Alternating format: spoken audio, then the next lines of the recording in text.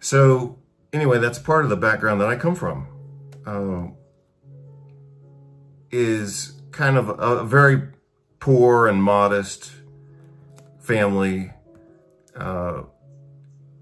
who wouldn't allow themselves the luxury of having like nice things. I mean, that was out of the question, and that attitude becomes kind of a vicious cycle, you know? So when people deny themselves good things, they have to justify that denial. And that's one thing if they limit that perspective to themselves. But often they project that conclusion onto other people. So for example, somebody who's miserable and denies themselves a good life, they usually justify that, but they also project that justification onto other people so that if they see you or if they see me, you know, enjoying life, then whatever justification they've used to be miserable, you are now guilty of violating that justification. Good morning, everybody.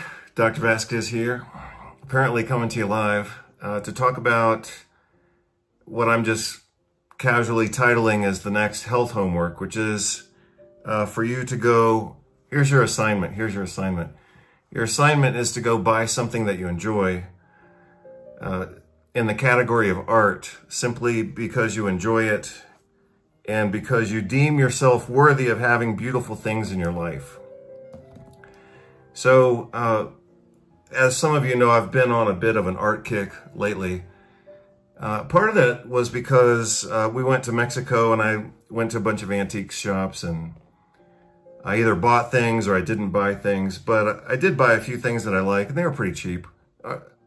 Good art doesn't have to be expensive, and it doesn't mean that you or I are living some, you know, flamboyant lifestyle just to buy some art. You know, like I described recently in the other video that I did on art. Like I just bought this thing totally spontaneously.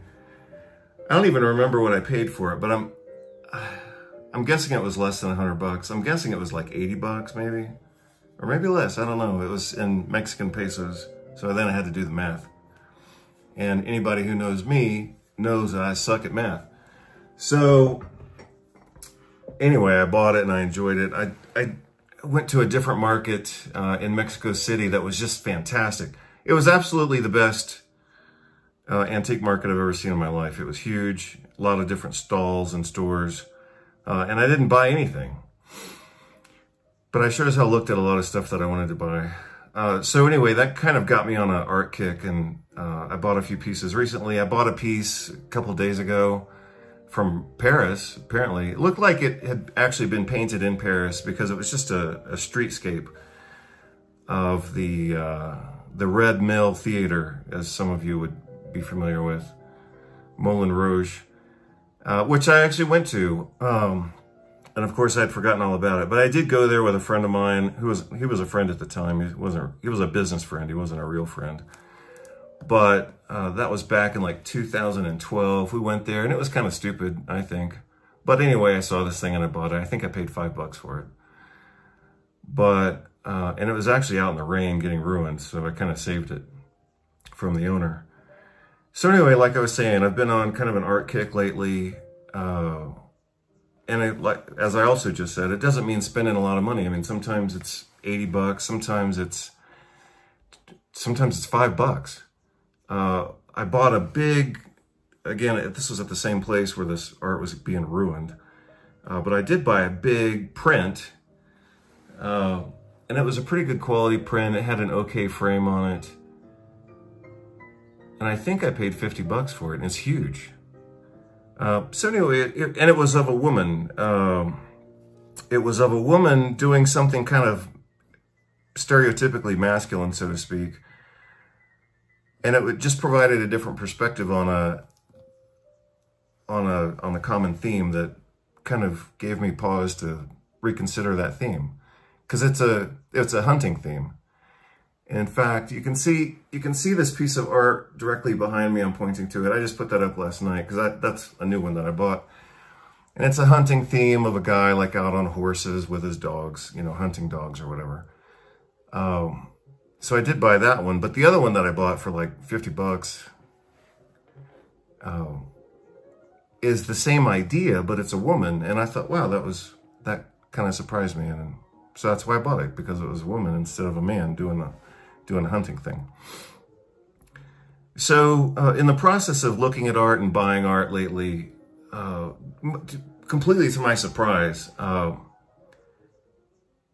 what's come up for me around that is thinking about like my family and my life and things that I wanted and didn't get, or things that I got and didn't want, maybe. But it's been kind of like this therapeutic process. I didn't really expect that. You know, just like when I went and found this piece, you know, we were just walking around this little town in Mexico, and I went into this store and I saw this, and like the first thought that came to me was like, wow, that guy could have been my uncle. Which made me think about my real uncles and the things that they either provided or mostly didn't. So anyway, like I've said before, the whole thing was kind of spontaneous, but ultimately kind of therapeutic for me. So that's why I put together today's video, and you'll see that as soon as I finish up this quick intro. Another thing, oh yeah, I guess this is another piece for me around this. A lot of people think of art.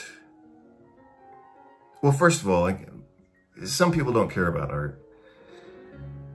Whatever. But even for people who care about art, they often think of it as kind of an extravagance to have art in their own lives, right? So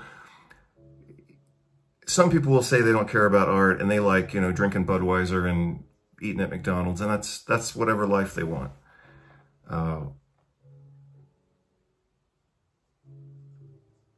And I grew up with those people. I mean, my grandfather lived in a shack on the Gulf Coast of what used to be the Gulf of Mexico. Maybe it still is the Gulf of Mexico. But he just survived off of his, you know, Navy pension from World War II.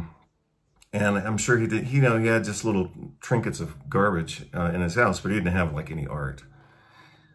And so, you know, on my mom's side of the family, coming from a really poor background, you know, art, or even the idea of art, let alone anything from Europe, I mean, that was just considered completely extravagant,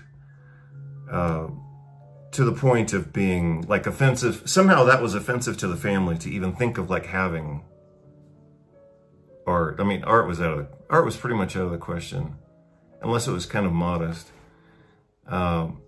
But very clearly, like the whole idea of anything related to Europe was out of the question for like my mom's kind of generation, because they were all World War II survivors, and they survived the Great Depression, and they were all depressed. So anyway, that's part of the background that I come from, is kind of a very poor and modest family, who wouldn't allow themselves the luxury of having like nice things. I mean, that was out of the question, and that attitude becomes kind of a vicious cycle, you know? So when people deny themselves good things, they have to justify that denial. And that's one thing if they limit that perspective to themselves. But often they project that conclusion onto other people. So for example, somebody who's miserable and denies themselves a good life, they usually justify that, but they also project that justification onto other people, so that if they see you, or if they see me, you know, enjoying life, then whatever justification they've used to be miserable, you are now guilty of violating that justification. So you may have to play that back just to get it. I may have to play it back just to make sure I get that, but that's the way it occurs to me. So one of the things I said recently to a group of friends that we were sitting around a campfire, and these were all adults, at least by age, And one of the things I said to the group, actually, the conversation was about this jacket. I hadn't thought about that until right now. But one of the guys, he's like almost 90 years old, and he's an old pilot, a commercial airline pilot, and experimental airplane pilot. He's crashed like 11 times, but he obviously survived it. And this is kind of an aviation style jacket. And so he was a pilot. So I let him wear my jacket for the time that we were out there by the campfire. And I think he asked about the history or where did I get the jacket. So I told him about the jacket. It was just kind of a spontaneous thing. It was actually, just to clarify the story, it was to show you how spontaneous it was. We were in Barcelona walking around, passing the Gracia, which is a really beautiful street in Barcelona. I mean, Barcelona is beautiful. So imagine a beautiful street within a beautiful city. Passing the Gracia, and right at that moment, we were making a left turn to go to just on a little side street. No, I'm sorry, we were on Rambla de Gracia, and then we turned to Paseo de Gracia, or Passing de Gracia. So kind of a smaller street next to a bigger street. And right when we were making that turn, I was telling Paul and my wife, I was saying how happy I was and how I didn't need anything. And, you know, I was totally satisfied and I didn't feel like I needed to buy anything. But if I was going to buy something, I would buy it in that neighborhood just because it was really nice. And so as soon as we made one turn, and then the following corner was a man's clothing store. And that's where I saw this jacket. And even though I had just said, you know, 50 steps ahead, I just said, I don't need anything. I went in that store and I saw this jacket and I said, man, I got to have that. So that's what I did. So that's the story of this jacket. Anyway, we're sitting around the campfire and this old pilot sees my, you know, aviation style jacket and he asked me about it. And I said, well, try it on. He's a little guy. So it was obviously too big for him. But the conversation that we got into around that time, I said, well, you know, I bought it and I told them the story that I just told you. And, but the conclusion that I came to was to say, I said, as adults, we're obligated to be happy and we're obligated to live a decent life. And occasionally, sometimes that means buying things that you need or buying things that you want or buying things that you just say, fuck it, I want it, you know? And you don't have to justify that. And I said, the reason that I feel like we as adults are obligated to be happy and to live a good life, etc., is because if we don't, we'll rationalize our own misery and we'll rationalize our own suffering. And then when we see other people happy, we'll condemn them by our own standards and by our own judgment, even if it's a mistake, and make them wrong for being happy. And that's perverted. I mean, that's sick. And I think maybe the last thing I'll say about that is, again, kind of reflecting on the process of looking at art and buying art and, you know, looking at something, for example, and being neutral about it maybe at first, and then realizing, hey, that actually does have meaning for me. But at some point in the process of evaluating something that is for sale, I have to eventually say, well, I'm either going to buy it or I'm not. But part of that purchase process, you know, also requires some level of justification. You know, let's say it's $100 or $1,000 or whatever. I mean, I don't want to go, I don't want to, and I can't and shouldn't. And I don't have a desire to like go, you know, throwing money around. So, you know, if it's cheap, I'll buy it. If it's $5, like I said about that painting from Paris, yeah, $5. The other one was, you know, huge. I think it was $50. Yeah, I can buy it.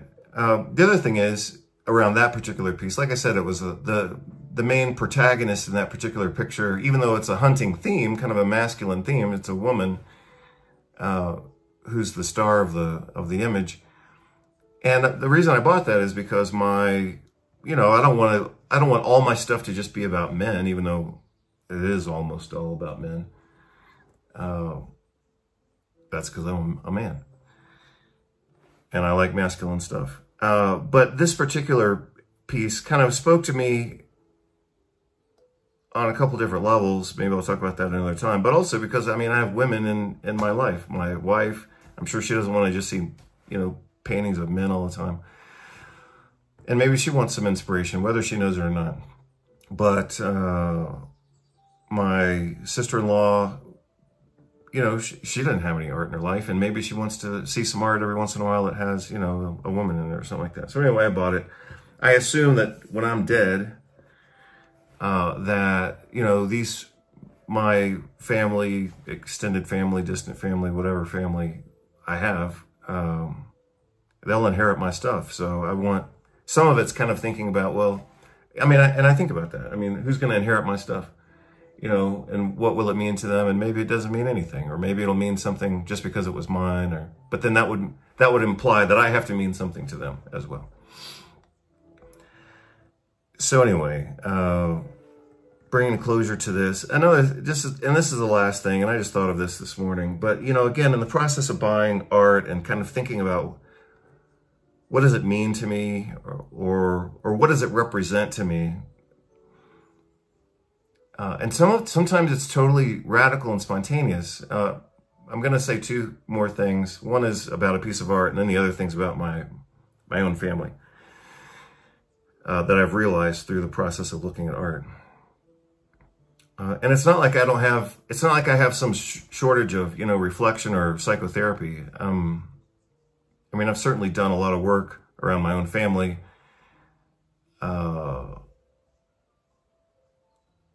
So I'm kind of surprised by the fact that just going into art stores has kind of opened up a new level of thinking about my own past and future and present and family and mother and father and all this, uncles and all this kind of stuff. I wasn't expecting any of that. Like I said, when I bought that piece in Mexico, it turned out to be Leon Gambetta. But I wasn't thinking about my family when I walked in there. And then I looked at this guy and I was like, wow. There's something in there for me. Just like I looked at another piece of art the other day, and it was a picture of, like, I don't know the history, and it was a little bit abstract. It wasn't super clear. It was beautiful. The texture on it was amazing, but it was apparently like a bunch of so-called Black or African American, like, I guess, villagers or something like that. On a coastline, getting into boats and getting off of boats. And these were just, you know, modest to large sailboats, but they weren't slave ships. They weren't even fishing ships. And again, it was a little bit abstract, so the details weren't super clear. But I looked at it and I thought, wow, that's a beautiful piece of art. And then I saw the texture and I was like, wow, it's not simply color, it's also the texture, like the dimensionality of the paint itself. And then I was looking at it more, and I don't even know what the setting was. It's not culturally clear. I mean, they're just sailboats. But they were bigger sailboats. They weren't just dinghies, you know, with sails. But I'm guessing it was, you know, some African coast or whatever. I just don't know. But anyway, and I don't really care about sailboats. But again, like, for some reason, this piece just spoke to me, and I was like looking at it, and I was looking at it, and I was like, I had kind of a holy crap moment, and I thought, wow, this actually speaks to me. It speaks to me about my own family. And my own family has virtually nothing to do with sailboats, and especially like some African-American, well, I'm sorry, probably not even African. It's not African-American. Is African. Like, that has nothing to do with me or my history necessarily, but like there was just some piece about that resonated for me. And I know what it is. I mean, I got it. I'll talk about it later. Because it requires some contextualization. Actually from Nietzsche. Oh, that's no surprise for most of you. But like, I was looking at this, bunch of Africans getting in and out of boats. And somehow that explained to me some things about my own family. So anyway, that was a total surprise. So anyway, closing this up with a few words about my own family. My mother and father were probably or perhaps or maybe or whatever, probably two of the most miserable people I've ever known. And they divorced when I was real young, so it's not like they were, you know, together feeding off of each other's misery, so to speak. I mean, they happened to be my parents. They happened to have divorced when I was very young, and they both happened to have been just miserable people. And the distinction there with their particular type of misery was that they both could have been very happy. My father certainly had the means and the opportunity to be very happy, and he wasn't. And my mother was exactly the same. She, you know, lived the last 8 years of her life. Yeah, the last 8 years of her life, she lived with us in Spain. Not with us, but, you know, at the same time we were in Spain. She was in a different city. But despite the fact that she was an American in reasonably good health, living a retirement lifestyle in her favorite city in Spain, she still managed to be miserable. And in the last, you know, year and a half of her life, when she was kind of in the process of ultimately dying of cancer, after she got certain medical injections that are now famously connected with rapid and aggressive cancer, in the process of her dying while she was getting radiation and chemotherapy and surgery and all this kind of stuff, she said, for example, she said, oh, well, this town has a museum, and I always wanted to go to that museum. And my wife and I were like, well, yeah, but you lived here 8 years. Why didn't you just go? So my mom always had an excuse for, even though she was living the life that she wanted in Europe, which was like a big social taboo in our family. Like the whole idea of Europe was just too extravagant. And that's part of the reason why my mom wanted to live and die in Spain was, I don't think she never said this, and she never like acknowledged it. But I think this is part of what was kind of going on in the background, is she was defying her family by living in Spain. Just the act of living in Spain was defiance, and more power to her. I think that was great. But despite the fact that she had, you know, defied the family law by having a better life, she was still living out a certain level of misery in the process of doing that. So anyway, that's part of what's kind of, you know, another level of this whole conversation around art is to not be miserable and to live a good life and to be happy. Like I already said, you know, my dad could have been a lot happier than he was. And, you know, nothing I could do could ever change the way that he wanted to live his life, even though I certainly tried to invite him and inspire him to just lighten up a bit, you know, and be happier. Same thing with my mom. And the experience, of course, was sad for me to watch both of them just live their lives and die the way that they died. But certainly they could have been happier, and they weren't happier. And through the experience of watching them be unhappy, I decided this a long time ago. I decided this when I was in my maybe like 18 or 19 years old. That's when I decided that I was going to live differently and live better than my parents and grandparents. And so that's part of, you know, what I'm trying to communicate in the videos where I talk about art. It's not simply talking about art, you know, but living a good life and being happy. And, you know, whatever that means for you individually, or whatever that means for me individually, those are things that we have to reconcile and accept and come to grips with and process and integrate, you know. A lot of people talk about being happy, and they're not. They talk about being healthy, and they're not. They talk about living a good life, and sometimes they can project that onto other people, like, you should be happy, you should live your dreams, you should whatever, but they themselves don't do it. So I'm trying to break that cycle in my own family, and I'm trying to help for those of you who are out there who need to break that cycle. I'm trying to, communicate this to you about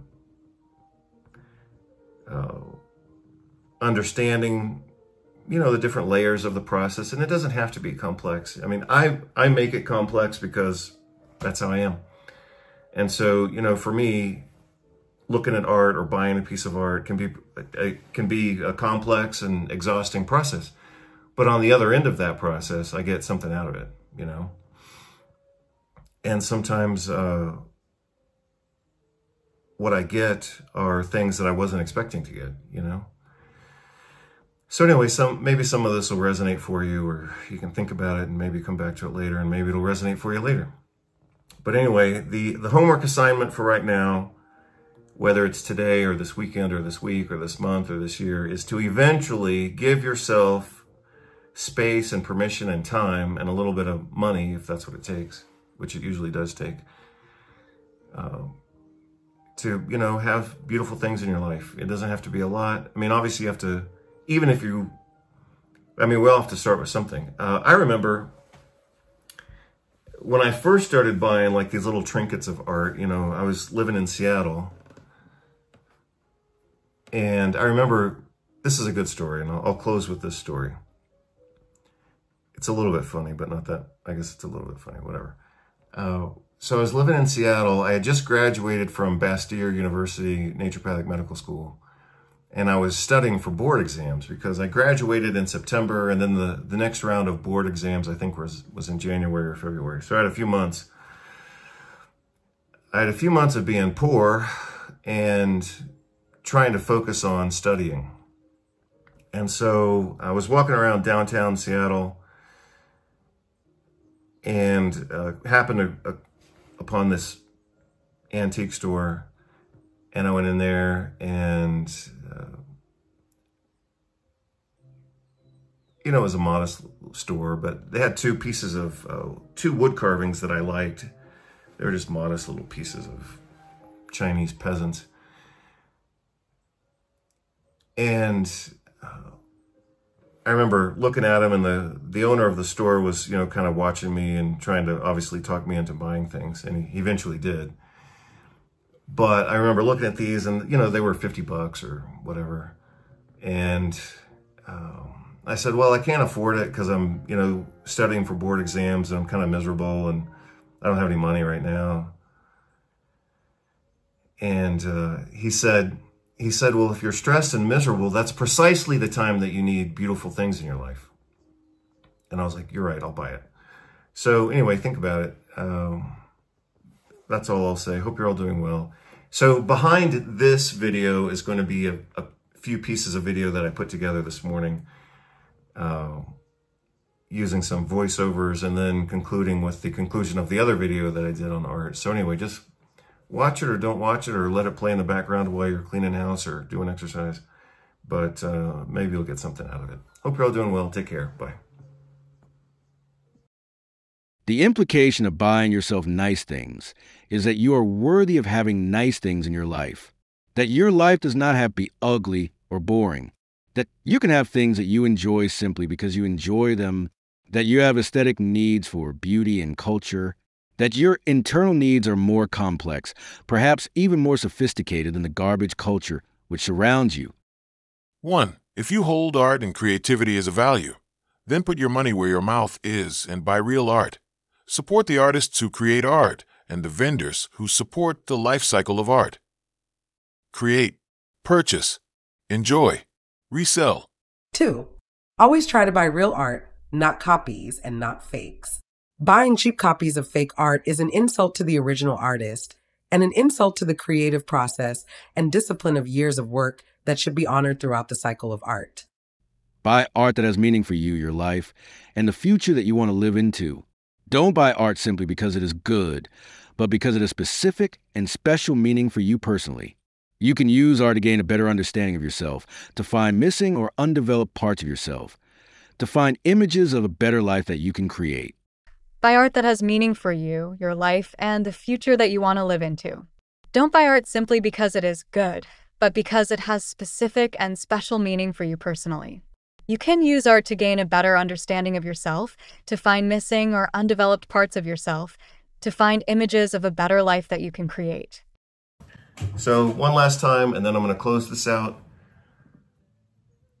Put your money where your mouth is. Try to buy original art. Don't be a cheap ass like my own father, having the money and then buying cheap copies. I mean, that's just ridiculous. That's an insult to art. That's an insult to art, you know? Put your money where your mouth is. Buy real stuff. Engage in the cycle of art. That's a better way it's a more accurate way to say it, more complete way to say it. Engage. If you love art and if you love music, engage with it.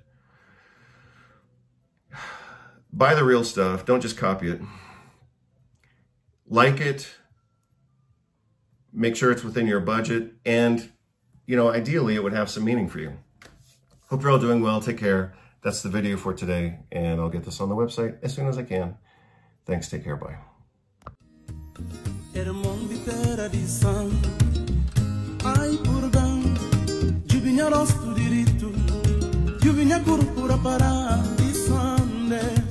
Tendur di Paloma, Cucum Sapadinho, Wilson do Sandro também. Fofa com Jéssica.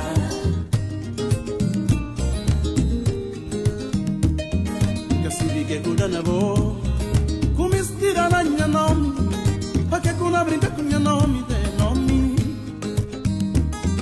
Cassivi que cuida na boa, como estira na minha nome, pra que cuna brinca com minha nome, de Padilho, lembra a terra sagrado, Cacheu da Silva, a Mitêmia e Pichão, era de Cobiá.